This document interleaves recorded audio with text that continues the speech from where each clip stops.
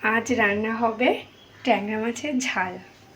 দেখো, প্রথমে ট্যাংরা মাছগুলোকে ভালো করে ধুয়ে লবণ, হলুদ আর একটু সর্ষে তেল মাখিয়ে রেখেছি। কড়াই গরম করতে বসিয়েছি, গরম হয়ে গেলে দিয়ে দেব সর্ষের তেল। দেখো, সর্ষের তেলটা গরম হয়ে গেলে এরপর দেব মাছ, দিয়ে ভালো করে ভেজে নেব। তেলটা গরম হয়ে গেছে, এবার দেব ট্যাংরা মাছ।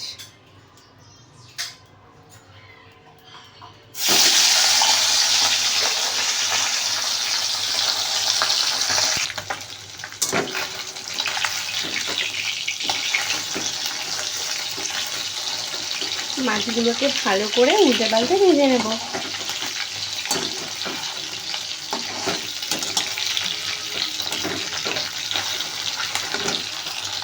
দেখো, মাছগুলো সব ভেজে তুলে রেখেছি। এবার হচ্ছে কড়াই দেব কালো জিরে আর শুকনো লঙ্কা। কালো জিরে আর শুকনো লঙ্কা দিয়ে দিয়েছি ফোড়নে। কালো জিরে আর শুকনো লঙ্কাটা একটু ভাজা হয়ে গেলে এবার দেব পেঁয়াজ বাটা।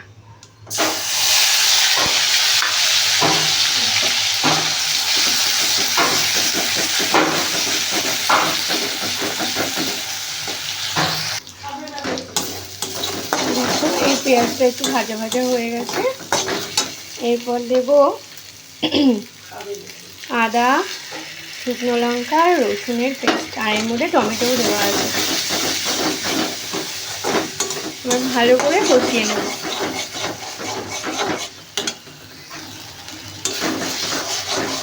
হালকা হালকা করে কষাতে হবে এবার, যতক্ষণ না মশলা দিয়ে তেল বেরোয়। আর এর মধ্যে এখন আমি অ্যাড করবো একটু হলুদ গুঁড়ো আর একটু লবণ। একটু হলুদ অ্যাড করে দিলাম, আর পরিমাণ মতো লবণ। ভালো করে নাড়াচাড়া করে রাখতে হবে। আর দেব সামান্য একটু জল দিয়ে ঢেকে রাখবো কিছুক্ষণ মশলাটা। দেখো, এই যে মশলার গ্রাইন্ডার দেওয়া জলটা আমি একটুখানি দিয়ে দিচ্ছি।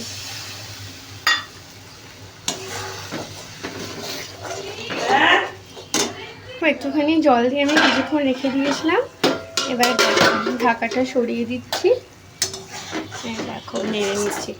মশলাটা অনেকটাই রেডি হয়ে গেছে, আর একটু রেডি হবে। দেখো, আমার মশলা ভাজা একদম রেডি হয়ে গেছে, মানে কষানো। এবার আমি পাশে একটা পাত্রে গরম জল বসিয়েছি। এই গরম জলটা এবার দিয়ে দেব, উষ্ণ গরম জল।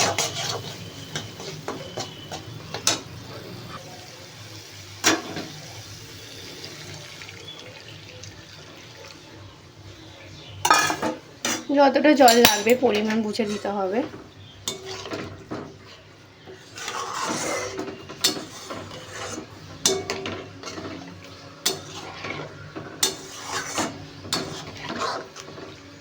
এই দেখো, দেখো ঝোলটা ফুটে উঠেছে। এবার আমি এই ভেজে রাখা মাছগুলো সব ঝোলের মধ্যে দিয়ে দেবো।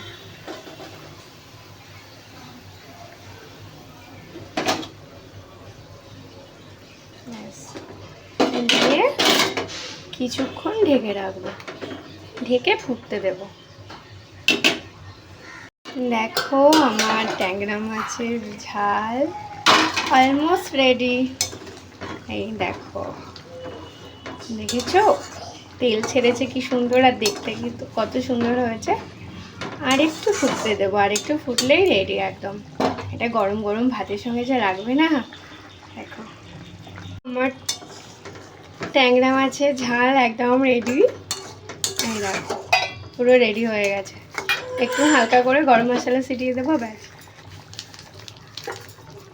হালকা করে গরম মশলা দিয়ে দেবো। এই যে একদম রেডি।